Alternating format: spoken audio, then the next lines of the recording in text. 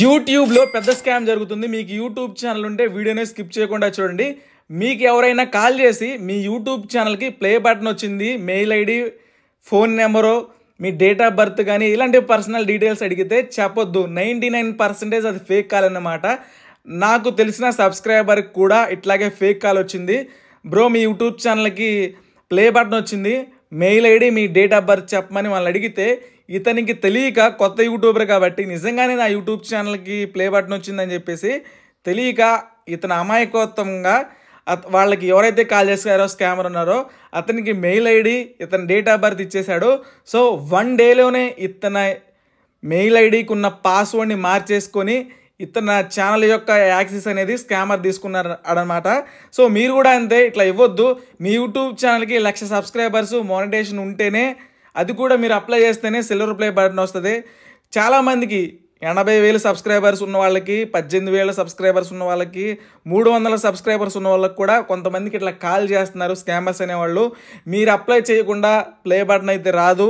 ఎవరైనా కాల్ చేసి మీరు మీ డీటెయిల్స్ అడిగితే మీరు మాత్రం వాళ్ళకి అస్సలు షేర్ చేయొద్దు అనమాట.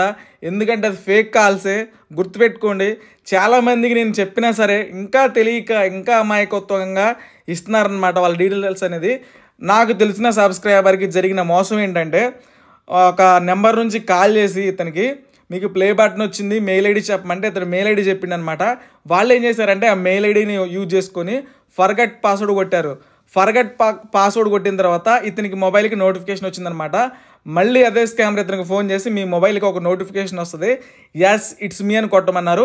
సో ఇతను తెలియక ఏంటంటే సేమ్ దాన్ని ఎస్ ఇట్స్ మీ అని కొట్టిండు. వాళ్ళు ఏంటంటే వాళ్ళకి ఒక స్కామర్కి ఒక నెంబర్ ఉంటుంది, ఆ నెంబర్ని మళ్ళీ ఇతనికి కాల్ చేసి మీ డిస్ప్లే మీద ఒక నెంబర్ ఉంటుంది, ఆ నెంబర్ కొట్టమన్నాడు. కొడితే ఏం జరిగిందంటే ఇతని ఛానల్ యాక్సెస్ అనేది అతనికి వెళ్ళిపోయింది. అతను ఏం చేశాడంటే మళ్ళీ పాస్వర్డ్ మార్చేసాడు అన్నమాట.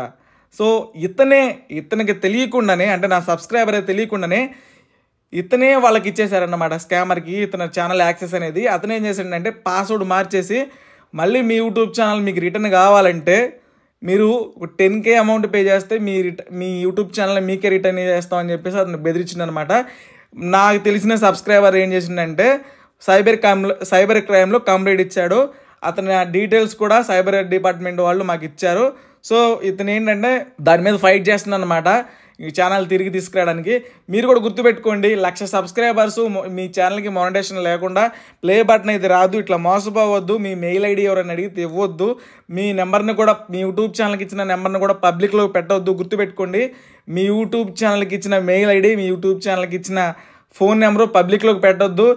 ఎవరు అడిగినా సరే గుర్తుపెట్టుకోండి, మీకు తెలియని పర్సన్ ఎవరు అడిగినా సరే మీ మెయిల్ ఐడి ఇవ్వద్దు అనమాట. మెయిల్ ఐడి ఇవ్వద్దు. ఎలాంటి నోటిఫికేషన్ యాక్సెప్ట్ చేయమన్నా చేయొద్దు, ఎలాంటి నోటిఫికేషన్ క్లిక్ చేయమన్నా చేయొద్దు, మీ డేట్ ఆఫ్ బర్త్ అసలుకే చెప్పొద్దు. ఇంకొకటి ఏంటంటే మీ జీమెయిల్కి సెక్యూరిటీ కోడ్స్ అని ఉంటాయి అన్నమాట. ఆ సెక్యూరిటీ కోడ్స్ ఎందుకు యూజ్ అవుతాయి అంటే, మనం పాస్వర్డ్ని మర్చిపోయినప్పుడు మన జీమెయిల్ ఎంటర్ చేసి మన సెక్యూరిటీ కోడ్ ఎంటర్ చేస్తే మన యూట్యూబ్ ఛానల్తో లాగిన్ చేసుకోవచ్చు. ఆ సెక్యూరిటీ కోడ్స్ని కూడా అడుగుతున్నారు అన్నమాట అట్లా కాల్ చేసి. మీరు ఆ సెక్యూరిటీ కోడ్స్ని అసలు ఎవరికి షేర్ చేయొద్దు, చాలా డేంజర్ అన్నమాట. అలా సెక్యూరిటీ కోడ్స్ని ఎవరికైనా షేర్ చేస్తే వాళ్ళకి మీ మెయిల్ ఐడి, మీ సెక్యూరిటీ కోడ్ తెలిస్తే మీ యూట్యూబ్ ఛానల్ని సింపుల్గా లాగిన్ చేసుకోవచ్చు అనమాట ఎవరైనా సరే. ఇది గుర్తుపెట్టుకోండి, ఎవరికి మీ పర్సనల్ డీటెయిల్స్ షేర్ చేయొద్దు అనమాట.